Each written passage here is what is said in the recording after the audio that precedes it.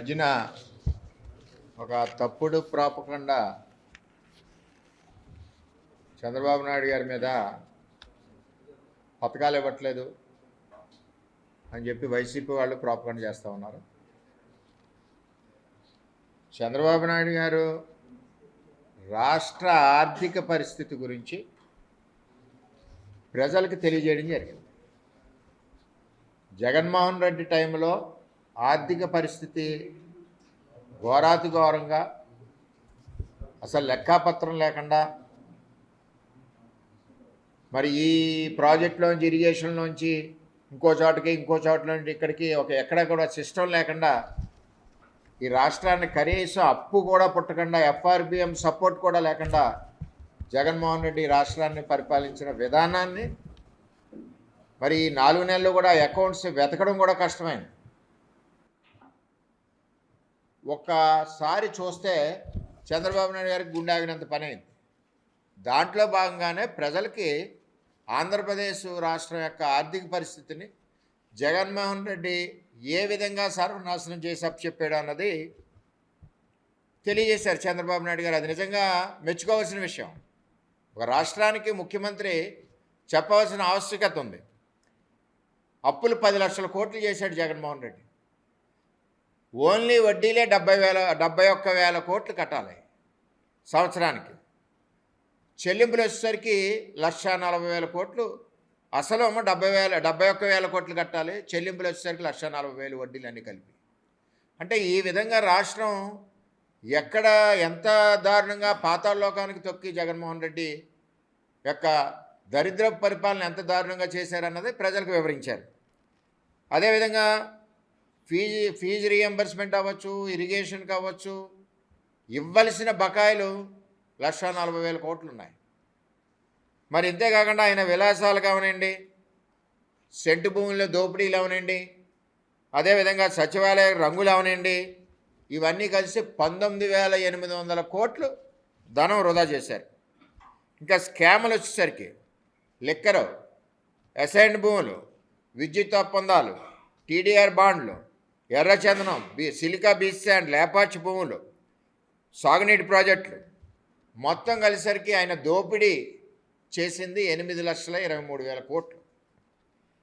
మరి ఈ విధంగా ఆర్థిక పరిస్థితి భ్రష్టు పెట్టించడమే కాకుండా బడ్జెట్లో పొందుపరిచిన నిధులు కూడా, ఎస్సీలు కావచ్చు, బీసీలు కావచ్చు, పొందుపరిచిన నిధులు కూడా, ఈ ఎస్సీ ఎస్టీ నిధులు కూడా తీసుకెళ్ళి వేరే చోట్ల ఇవ్వడం, లేకపోతే సంక్షేమ పథకాలకు ఇవ్వడం, ఇంకో చోట ఇవ్వడం, ఈ విధంగా జగన్మోహన్ రెడ్డి సిస్టమ్ లేకుండా కార్యక్రమం చేయడం జరిగింది.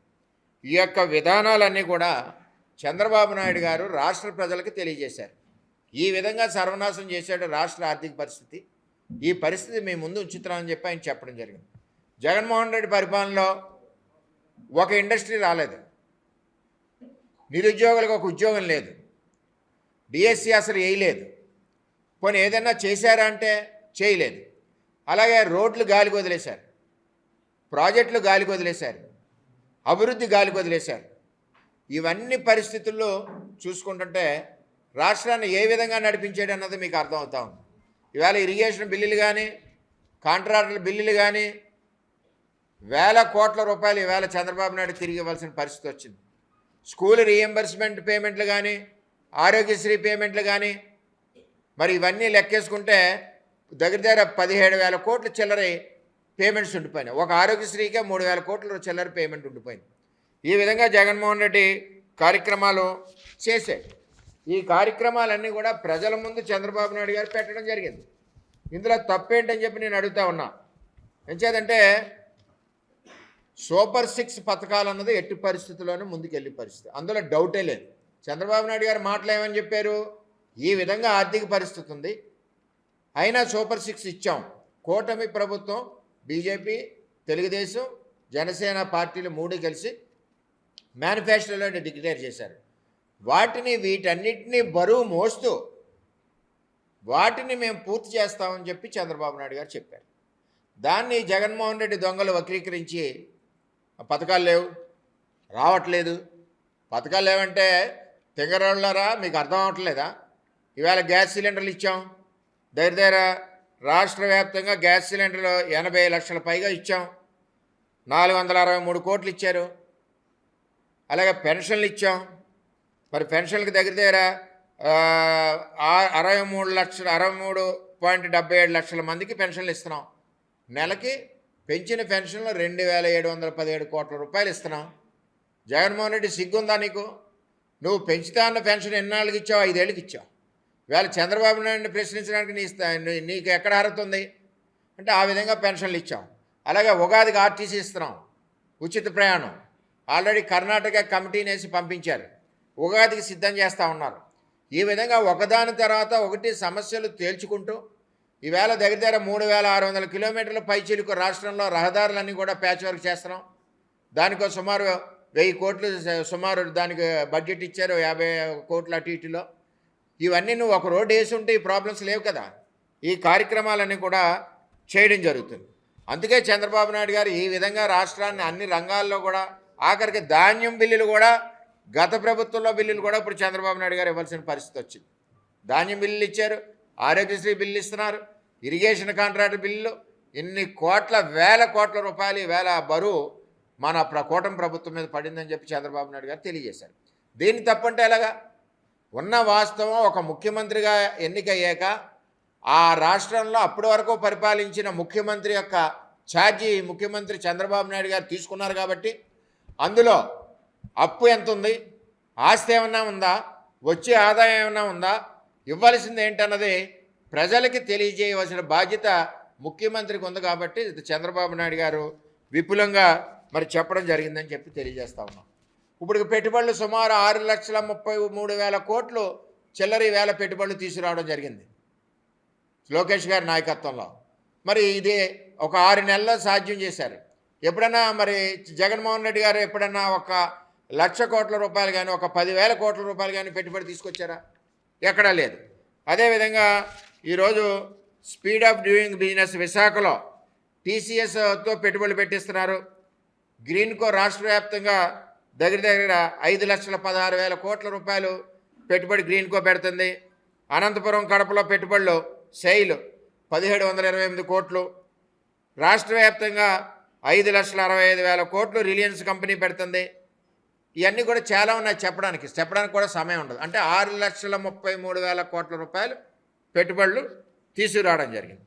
దాంతోపాటుగా ఎంప్లాయ్మెంట్ కూడా మరి మన యువకులందరికీ కూడా ఎంప్లాయ్మెంట్ వచ్చే పరిస్థితి. 20 లక్షల ఉద్యోగాలు ఏదైతే చేస్తూ ఉన్నారో దానికి తగ్గట్టు ఇప్పుడు వచ్చిన పెట్టుబడులకి సుమారు 3-4 లక్షల ఉద్యోగాలు వచ్చే పరిస్థితి. అలాగే టీసీఎస్, అలాగే గూగుల్ మొన్న దావోస్ వెళ్ళారు, ఎన్నో కంపెనీలతో మాట్లాడొచ్చారు.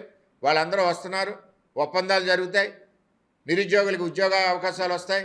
ఇన్ని కార్యక్రమాలు చేస్తూ ఉన్నారు. డిఎస్సి మీద సంతకం పెట్టారు, దాన్ని కూడా వారం 10 రోజుల్లో పిలుస్తారు. అంటే ఇంత విధంగా అంటే జగన్మోహన్ రెడ్డి చేసింది ఒక సంక్షేమం అరాకొర అర్హులకి ఇవ్వలేదు, ఇచ్చిపోయి దోసుకున్నాడు తప్పితే ఎక్కడా రాష్ట్రంలో అభివృద్ధి జగన్మోహన్ రెడ్డి చేయలేదు. ఈవేళ 6 నెలల్లో చంద్రబాబు నాయుడు గారు వచ్చాక 6,33,000 కోట్లు తీసుకొచ్చారు. ఈ విధంగా అభివృద్ధి చేశారు. అంచేత చంద్రబాబు నాయుడు గారు ఈ రాష్ట్ర ఆర్థిక పరిస్థితి, ఈ పరిస్థితుల్లో మన రాష్ట్రం ఉందని చెప్పి ప్రజలకు తెలియజేశారు. అంతే తప్పితే పథకాలు ఇవ్వనని చంద్రబాబు ఎక్కడ చెప్పలేదు. ఈ పరిస్థితులు ఉన్నా సరే మనం సంపద సృష్టించుకోవాలి. రేపు మన రాష్ట్రం బాగోవాలంటే అమరావతి నిర్మాణానికి కూడా నిధులు తెచ్చారు, 11,000 కోట్లు ఎంతో. మరి మన రాష్ట్ర నిర్మాణం బాగోవాలంటే అమరావతిని ముందుకు తీసుకెళ్తున్నాం, సంపద సృష్టించుకోవాలి. ఇవన్నీ చేసుకుంటూ సంక్షేమాన్ని మనం ఇవ్వాలి. మాట ఇచ్చాం మనం ఆల్రెడీ, కూటమి ప్రభుత్వంలో సూపర్ 6 మాట ఇచ్చాం కాబట్టి ఒకటి చేసుకుని వెళ్ళాలని చెప్పి చంద్రబాబు నాయుడు గారు చెప్తా ఉన్నారు. అందులో భాగంగానే దీపం పథకం ఇచ్చాం, రెండోది ఉచిత మరి బస్సు ప్రయాణం ఉగాది నుంచి ఇస్తూ ఉన్నారు. అన్నిటికంటే ముఖ్యంగా పెన్షన్ 4,000 ఏదైతే ఇస్తూ ఉన్నారో వెంటనే తక్షణం పెన్షన్ ఇచ్చాం. ఇవన్నీ కూడా తెలుసుకోవాల్సిన బాధ్యత ఉంది. మరి తెలుసుకోకుండా ప్రతిపక్షాలని హెచ్చరిస్తున్నాం. ఇష్టం వచ్చినట్టు మాట్లాడడం కాదు. రండి, చర్చకు వస్తే రండి, మీరు కాకినాడ నడిబొట్టుకు రండి, ఎవరైతే మాట్లాడతారో రండి, మేము సమాధానం చెప్తాం. ఎందుకంటే ఒక ప్రభుత్వం ఒక ఆలోచన విధానంలో మీరు చేసిన అప్పులు మరి తీర్చాలి, వడ్డీలు కట్టాలి, వాటికే నిధులు పోతూ ఉన్నాయి. అప్పు తేవాలంటే ఎఫ్ఆర్బిఎం సపోర్ట్ లేదు, దానికి లిమిట్స్ దాటి మరి మీరు అప్పులు చేశారు. ఈ విధంగా ఉంది కాబట్టి రాష్ట్రాన్ని ఈ విధంగా మరి సంపద సృష్టించి రాష్ట్రాన్ని నడుపుకుంటూ ఈ యొక్క పథకాలు ఏదైతే ఉన్నాయో సూపర్ 6 పథకాలు ఎట్టి పరిస్థితుల్లోనే పేదవాళ్ళకి ఇస్తామని చెప్పి చంద్రబాబు నాయుడు గారు తెలియజేశారు. ఇచ్చి ఆలోచన చేస్తూ ఉన్నారు. అందులో 2 ఇంప్లిమెంట్లు అయినాయి. అలాగే పెన్షన్కి ఒకటి ఇచ్చారు. మిగిలిన అన్నీ కూడా ఒకటి దాని తర్వాత ఒకటి ముందుకెళ్ళి పరిస్థితి ఉందని చెప్పి నేను తెలియజేస్తూ మొత్తం ఈ రాష్ట్రానికి సర్వనాశనం చేసి జగన్మోహన్ రెడ్డి ఈ రోజు చంద్రబాబు నాయుడిని విమర్శించడానికి ఏ విధమైన అర్హత లేదని చెప్పి మేము తెలియజేస్తా ఉన్నాం. మరిన్ని వీడియోస్ కోసం ఛానల్ ని సబ్స్క్రైబ్ చేయండి. లేటెస్ట్ అప్డేట్స్ కోసం వాట్సాప్ ఛానల్ ని ఫాలో అవ్వండి. ఆ లింక్ డిస్క్రిప్షన్ లో ఉంది.